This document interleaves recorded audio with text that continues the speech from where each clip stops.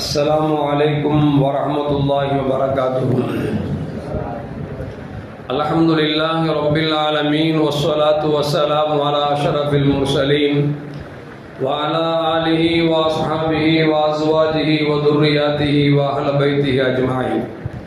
எல்லா புகழும் அல்லாஹ் ஒருவனுக்கு உரித்தாக்கி, யாரை படைக்கவில்லை என்றால் வையகம் படைக்கப்பட்டிருக்காதோ அந்த வல்லல் முஹம்மது ரசூலுல்லாஹி ஸல்லல்லாஹு அலைஹி வஸல்லம் அவர்கள் மீது ஸலவாத்தும் சலாமும் கூறியவனாக என் சிற்றுரையை ஆரம்பம் செய்கிறேன். எல்லாம் வல்ல அல்லாஹு ஜல்ல ஜலாலுஹு அவனுடைய வற்றாத கருணை நம்மின் மீது என்றென்றும் அல்லாஹ் நிலவச் செய்வானாக. அருமையான மோமின்களை, இன்று ஓதப்பட்ட சூறாக்களில் பல்வேறு நபிமாருடைய செய்திகளை சொல்லப்பட்டது. அதில் நூஹ் அலைஹிஸ்ஸலாம் அவர்களை பற்றியும் சொல்லப்பட்டது. நூஹ் அலைஹிஸ்ஸலாம் அவர்களை பற்றி மட்டும் சுருக்கமான வாழ்க்கை வரலாறை சொல்லிவிடலாம் என்று ஆசைக்கிறேன்.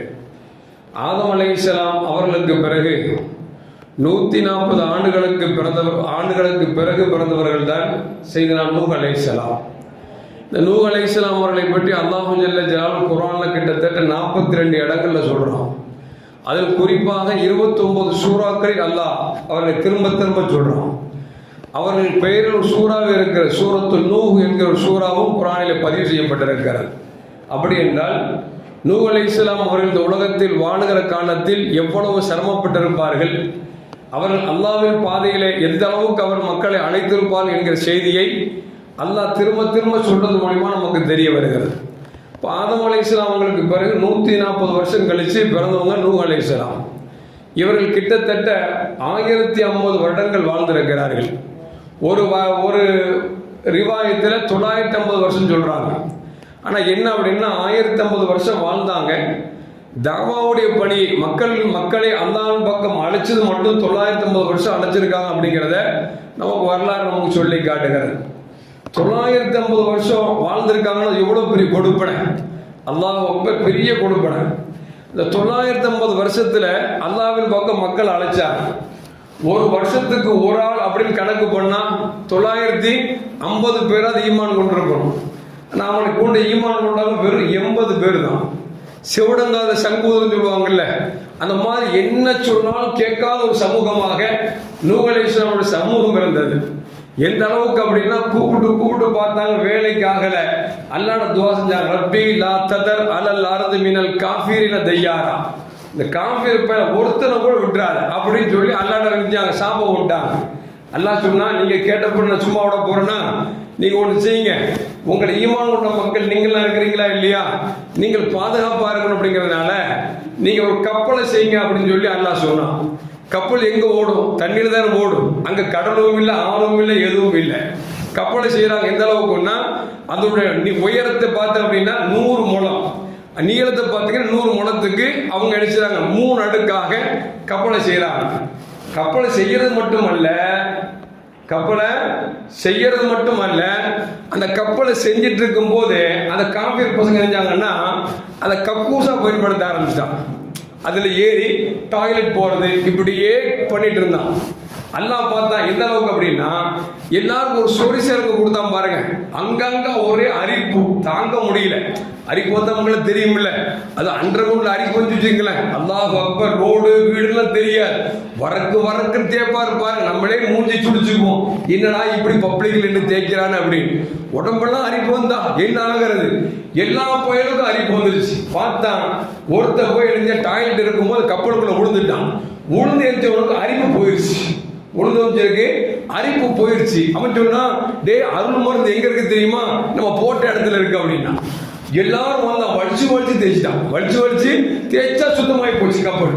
அந்த அளவுக்கு அல்லாஹ் ஒரு பெரிய சோதனை கொடுத்து என்ன அசிங்கம் நினைச்சானோ அந்த அசிங்கத்தை அவங்க மூலமா நினைச்சான் சரி பண்ணான்.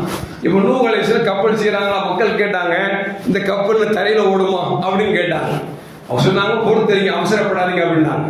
அல்லாஹ் சொன்னா, கப்பலை செஞ்சு முடிங்க, உங்க வீட்டுல அடுப்பு பத்திர அடுப்புல இருந்து நெருப்பு வராது, தண்ணீர் பொங்கும். அவ்வளைக்கணும் உங்களோட ஈமான் கொண்ட மக்களை கப்பலை ஏற்றிடணும், நீங்க போறதுக்கு ரெடி ஆயிடணும்.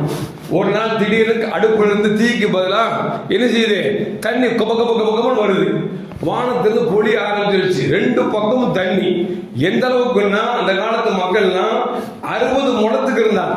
நம்மள 5.5 அடி, அவங்க 60 முழத்துக்கு. அப்படின்னா உதாரணத்துக்கு நம்ம ஊரில் பனைமரம் மாதிரி இருந்தான்னு வச்சுங்களேன், பனைமரம் மாதிரி ஹைட்டு, அந்த மாதிரி நீளத்தில் இருந்த மக்களை எல்லாம் அழிக்கணும்னா சும்மா விடுவானா? தண்ணி மேல இருந்து வானம் கிழிச்சிட்டு ஊத்துது, பூமி பொத்துக்கிட்டு இருந்துச்சு, தண்ணி வருது, வந்துட்டே இருக்கு. எல்லா மக்களும் ஏத்தணும் இல்ல. எத்தனை பேர் ஈமான் கொண்டாங்க? 80 பேர். எல்லாம் 80 பேர் ஏத்தியாச்சு. சிங்கம், புலி, கரடி, காக்கை, கொக்கு எல்லாம் இருக்குமா இல்லையா? இப்போ 3 அடுக்கு. கீழே அடுக்குல சிங்கம், ஆடு, மாடு இது எல்லாத்தையும் வச்சுட்டாங்க. நடுவுல மனிதர்கள் 80 பேர் அவங்க ஏத்துக்கிட்டாங்களே அவங்க. அதுக்கு மேல பறவைகள், பச்சைகள் ஏத்துக்கிட்டாங்க.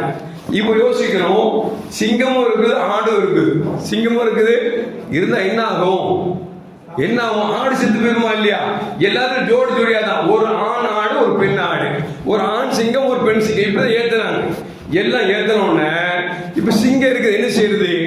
அல்லாஹ் பார்த்தா ஒரு நல்ல ஒரு காய்ச்சலை கொடுத்தா. சிங்கத்துக்கெல்லாம் கீறி கழிக்கக்கூடிய அந்த மிருகங்களாம் ஒரு காய்ச்சல் கொடுத்தா. காய்ச்சல் கொடுத்தோம், எல்லாம் சொங்கி போச்சு. ஆடு பக்கத்துல நின்றாலும் வேண்டாங்கிறது. சொல்லுங்க, ரொம்ப காய்ச்சல் இருந்துச்சுன்னா பிரியாணி கொடுத்து பாருங்களேன், வேண்டாம், வாய் கசக்குது சொல்றோமா இல்லையா? அந்த மாதிரி சிங்கத்துக்கு ஆடு நிக்குது, மான் நிக்குது, முசல் நிக்குது, எல்லாம் நிக்குது, ஆனா திங்க முடியலையே. அல்லாஹ் ஒரு காய்ச்சலை கொடுத்துட்டான். காய்ச்சல் கொடுத்த பிறகு பார்த்தா எலி வேற ஓடுது. எங்க ஓடுது? கப்பலுக்குள்ள எலி வேற ஓடுது. அவன் நூல் செஞ்சுட்டாங்க, எலி ஓடுது, என்ன செய்யறது அப்படின்னு வரலாற்றில் எழுதுற செய்தி தான் உங்கள்ட்ட சொல்லிட்டு இருக்கிறேன். அப்போ அல்லாஹ் இருந்தானா சிங்கத்துக்கு ஒரு சளி பிடிக்க வச்சு ஒரு தும்பு அச்சன் தும்பிச்சு பாருங்க. அங்கிருந்து வந்து ஒரு பூனை கூட்டம் வந்து விழுந்துச்சு. வந்த உடனே எலிய முடிஞ்சிருச்சு, எல்லாம் பிடிச்சி சாப்பிட்டுருச்சு. இப்ப நிம்மதியா இருந்துட்டாங்க. இப்போ கப்பல் புறப்படுது. புறப்பட்டா நூஹ் அலைஹிஸ்ஸலாத்துக்கு 4 ஆம்பளை பிள்ளை. அதுல 3 பேர் ஈமான் கொண்டுட்டான். ஒருத்தன் கண்ணே கண்ணு அப்படின்னு சொல்லி வளர்ப்பாங்கல்ல, அந்த மாதிரி கண்ஆன் என்று சொல்லக்கூடிய ஒரு மகன் மட்டும் இஸ்லாத்துக்கு வரல. என்ன காரணம்னா நூஹ் அலைஹிஸ்ஸலாமோட மனைவி சரியில்லை, தீய மனைவி. அதனால வளர்ப்பு சரியில்லாதனால அவன் இஸ்லாத்துக்கு வரல. பொதுவாகவே நாம என்னதான் நல்லவங்களா இருந்தாலும் வீட்டுக்காரி நல்லா இருந்தா தான் பிள்ளை நல்ல பிள்ளைய வளர்க்க முடியும். நாம நல்லவனா இருந்துட்டு பொம்பளை சரியில்லை வச்சுங்களேன், பிள்ளை செய்யாது, உருப்பிடாது. ஏன்னா ஆம்பளைட்ட காசு இருக்கணும், பொம்பளைட்ட புள்ள இருக்கணும்.